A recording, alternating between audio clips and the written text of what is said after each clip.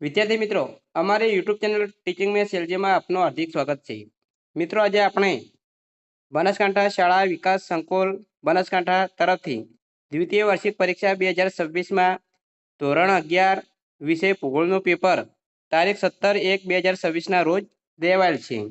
તે પેપરનું આજે આપણે સંપૂર્ણ અને સચોટ સોલ્યુશન કરીશું. જો મિત્રો તમે પૂરેપૂરો વિડીયો જોશો તો તમને ખ્યાલ આવશે. અને બનાસકાંઠા ઉપરાંત અન્ય તમે જિલ્લાના હોય તો તમે પણ તમારા પેપર ભૂગોળનું બાકી હોય તો તમે પણ આ વિડીયો પૂરેપૂરો જોજો, એટલે તમને પણ તમારું જે ભૂગોળનું પેપર આવશે ત્યારે તમને ખૂબ જ મદદરૂપ બનશે.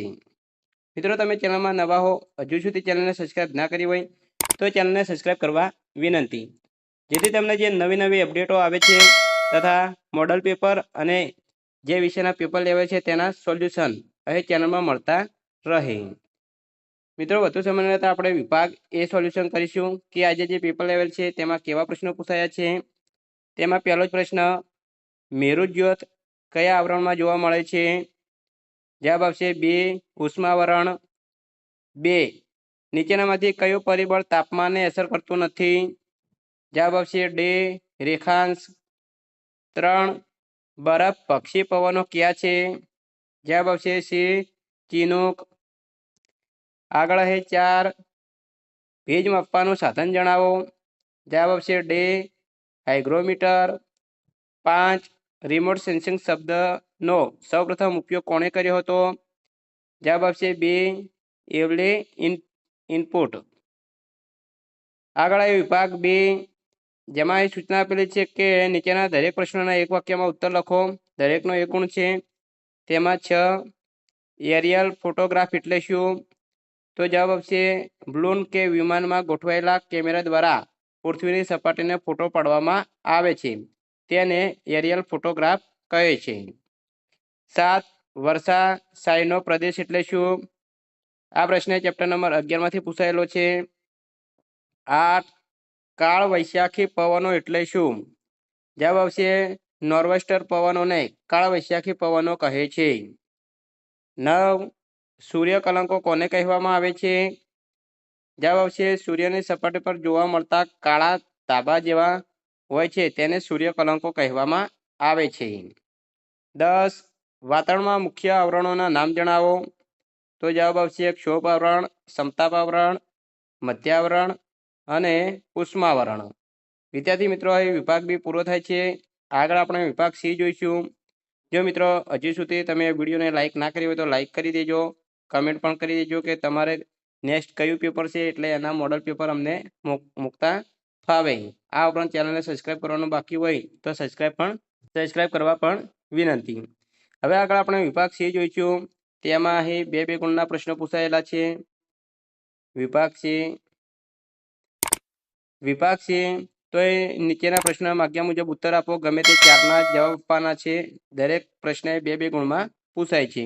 તો મિત્રો, અહીં કયા પ્રશ્ન કયા ચેપ્ટરમાંથી પૂછાયેલા છે તે તમને અહીં જણાવેલો છે. તો 11મો પ્રશ્ન પૂછાય છે કે અક્ષાંશ આબોહવા પર કેવી રીતે અસર કરે છે? આ પ્રશ્ન ચેપ્ટર નંબર 8 તેમાંથી પૂછાયેલું છે. 12 ધ્રુવીય પ્રદેશોમાં ઓછી ગરમી પડે છે, સમજાવો. આ પ્રશ્ન ચેપ્ટર નંબર 9 પાન નંબર 51 આપેલું છે તે ઉપર આપેલો છે, તેમાંથી પ્રશ્ન પૂછાયો છે. 13 મલબાર કિનારે વૃષ્ટિ વધુ થાય છે, કારણ આપવાનું છે. તો આ પ્રશ્ન ચેપ્ટર નંબર 10 પાન નંબર 59.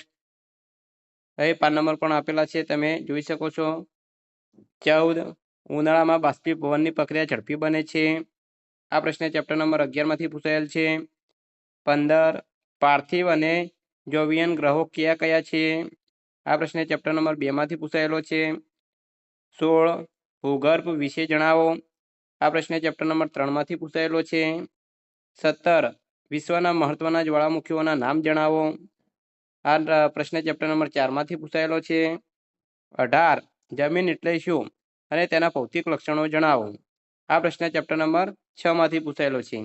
તો મિત્રો, જે પ્રશ્નો પૂછાયેલા છે તમારે કોઈ પણ 4ના આન્સર આપવાના હતા અને કયા ચેપ્ટરમાંથી પૂછાયેલા છે એ તમને જણાવેલા છે. તમે એ ચેપ્ટરમાંથી આ પ્રશ્નો જોઈ અને લખી શકો છો. હવે આગળ મિત્રો આપણે આગળ જોઈશું તો વિભાગ ડી. વિભાગ ડીમાં અહીં 3 ગુણના પ્રશ્નો પૂછાયેલા છે. તો વિદ્યાર્થી મિત્રો, વિભાગ ડે પ્રત્યેક 3-3 ગુણમાં પ્રશ્નો પૂછાય છે. પ્રત્યેક પ્રશ્ન 3-3 ગુણનો છે. તેમાં 19મો પ્રશ્ન માનવ ભૂગોળ વિશે સમજાવો. ચેપ્ટર નંબર 1નો પ્રશ્ન પૂછાયો છે. 20 સૌર પરિવારના સભ્યો વિશે વર્ણન કરો. ચેપ્ટર નંબર 2માંથી પ્રશ્ન પૂછાયો છે. 21 ભૂકંપ થવાના કારણો સમજાવો. પ્રશ્ન ચેપ્ટર નંબર 4માંથી પૂછાયેલો છે. આગળ 22 ગાંડવાના લેન્ડ વિશે નોટ લખો. આ પ્રશ્ન ચેપ્ટર નંબર 5માંથી પૂછાયેલો છે. 23 કુમઠાકાર પર્વત વિશે નોટ લખો. આ પ્રશ્ન ચેપ્ટર નંબર 7માંથી પૂછાયો છે. 24 ક્ષોભ આવરણ વિશે માહિતી વર્ણવો. આ પ્રશ્ન ચેપ્ટર નંબર 8માંથી પૂછાયો છે.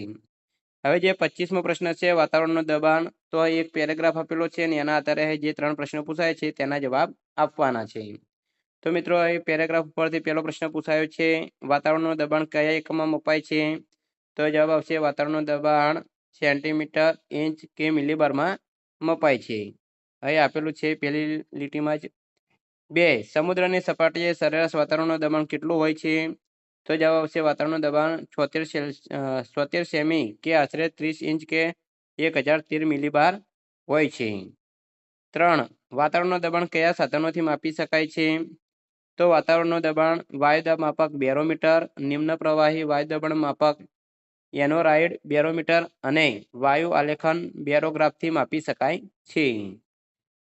આગળ આપણે જોઈશું તો વિભાગ એ, જે અહીં પ્રત્યેક પ્રશ્ન 5-5 ગુણમાં પૂછાયેલો છે. ગમે તે 4ના જવાબ આપવાના છે. તેમાં પહેલો જ પ્રશ્ન આબોહવા એટલે શું?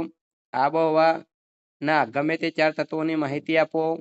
આ પ્રશ્ન ચેપ્ટર નંબર 8માંથી પૂછાયેલો છે. 2 પવન એટલે શું? તેના પ્રકારોના નામ જણાવી મોસમી પવનો વિશે સમજાવો.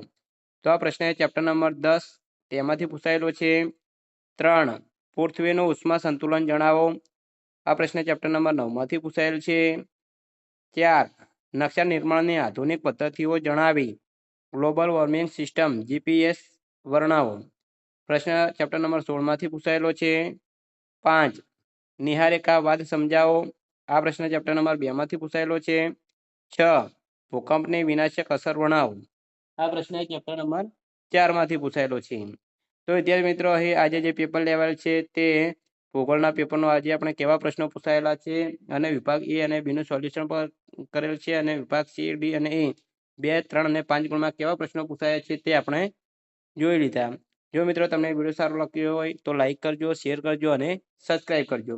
આ આપણે તમારે જે પણ પેપર બાકી હોય તે જરૂર કમેન્ટ બોક્સમાં જણાવજો, એટલે અમને તેના મોડલ પેપર મોકલતા ફાવે અને દરેક વિષયના સોલ્યુશન અહીં ચેનલમાં ઉપલબ્ધ મળશે.